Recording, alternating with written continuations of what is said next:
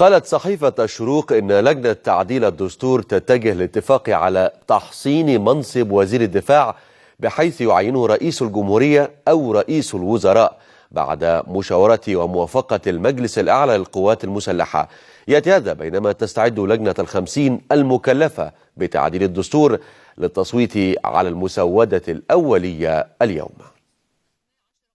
وسط حديث لا ينقطع عن وجود خلافات داخلها بشأن بعض المواد، تبدأ لجنة ال50 لتعديل الدستور اليوم مسارا جديدا ببدء عملية التصويت على النصوص التي تم التوافق حولها،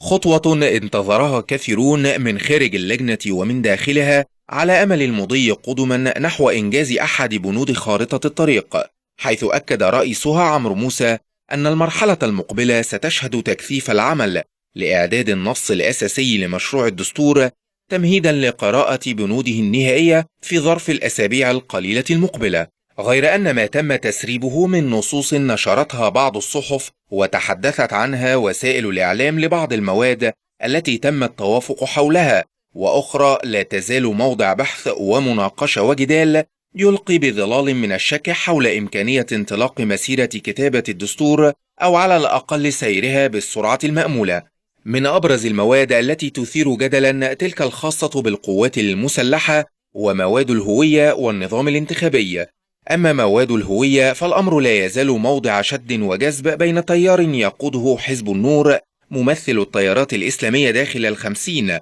وتيارات أخرى تطالب بإجراء تعديلات على بنود الهوية والشريعة بدستور 2012. وفيما يتعلق بحسم الخلاف حول النظام الانتخابي ونسبة العمال والفلاحين بالدستور الجديد، فأغلب الظن أنه أمر مؤجل لمرحلة لاحقة، مرحلة تكون لجنة ال50 قد نجحت خلالها في تجاوز عنق الزجاجة.